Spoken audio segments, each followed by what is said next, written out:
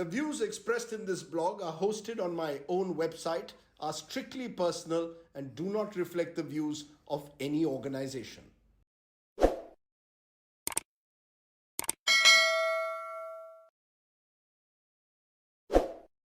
Hello and welcome once again to Straight Bat, my weekly video blog where, as the title suggests, I comment with a straight bat.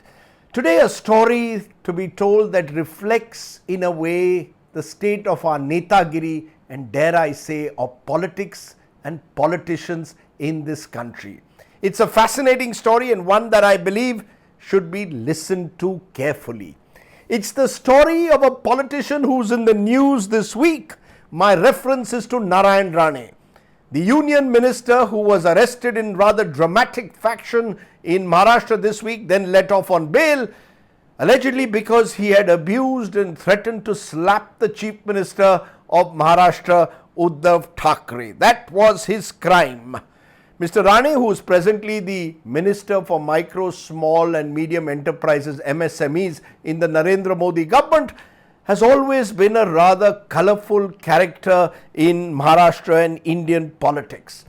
In fact, his journey starts in a rather unusual manner in the 1960s. He's part of the Haryanaria gang that operated in the eastern suburb of Chembur in Mumbai.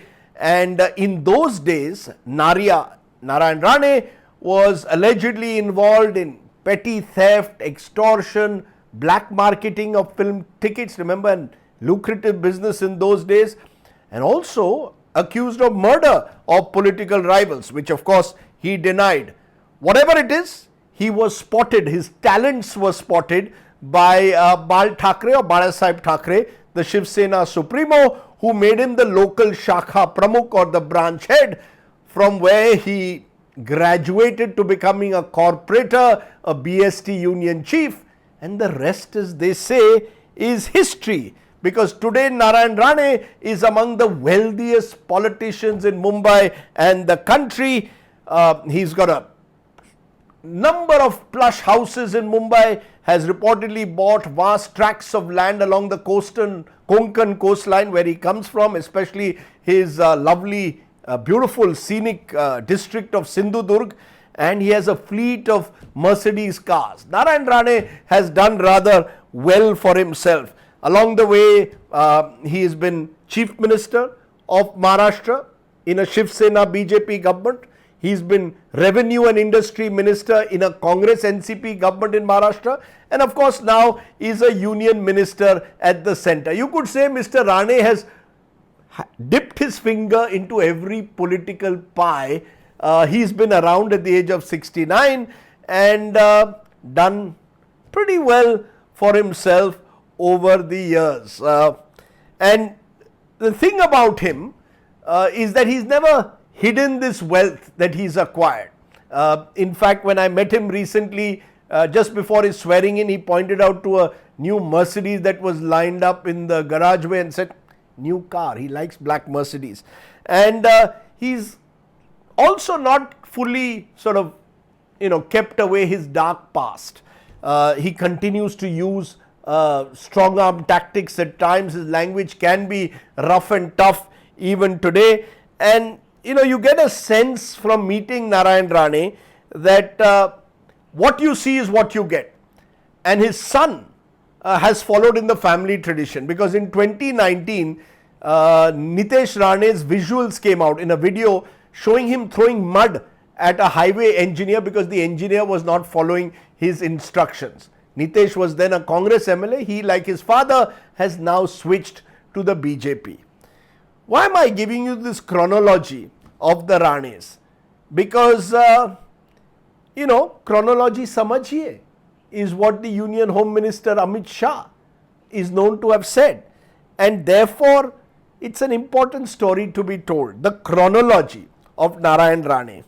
A few years ago, in 2016, Kirit Somaya, a former Mumbai BJP MP, had levelled serious allegations against Narayan Rane and his family of money laundering.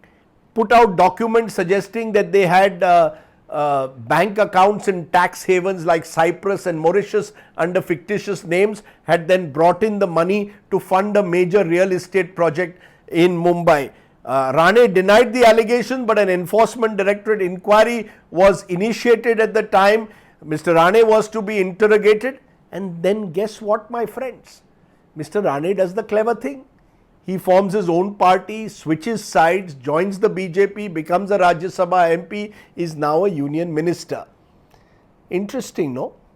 Because this is what I call the washing machine syndrome in our politics. Once you join the ruling party, in this case the BJP, all your sins of the past are washed away. When Mr. Rane switched from the Sena to the Congress and became a minister, the same thing happened.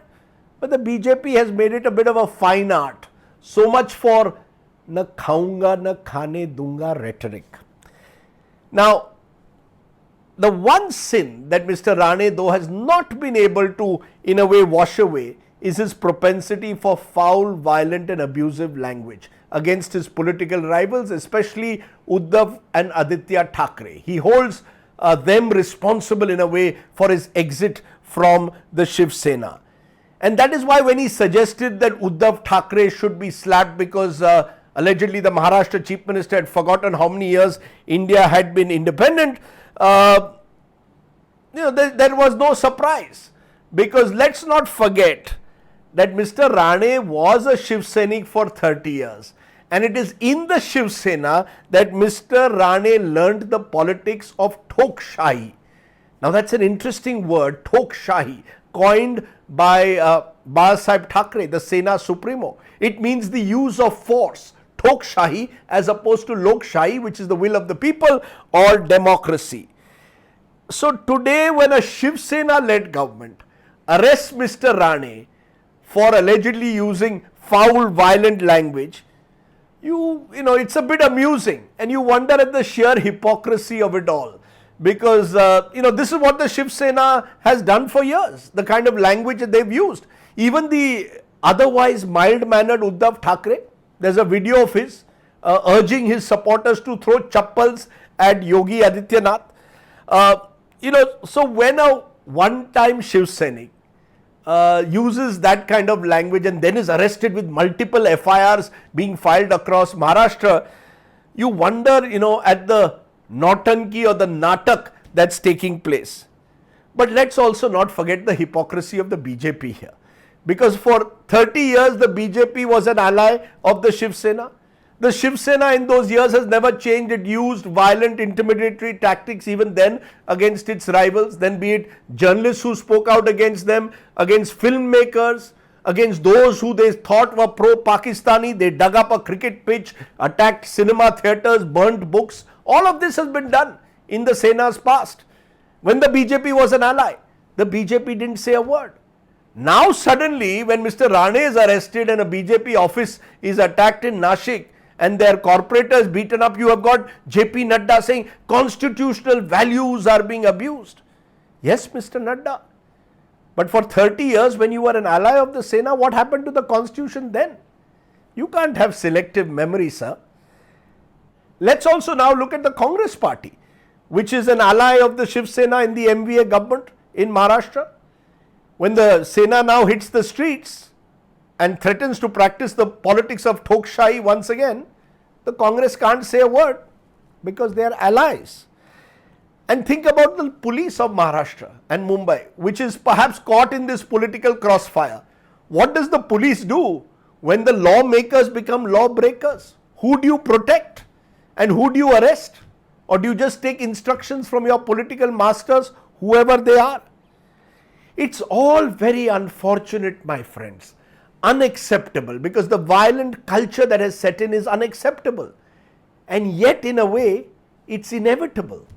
Because the chickens have come home to roost, my friends.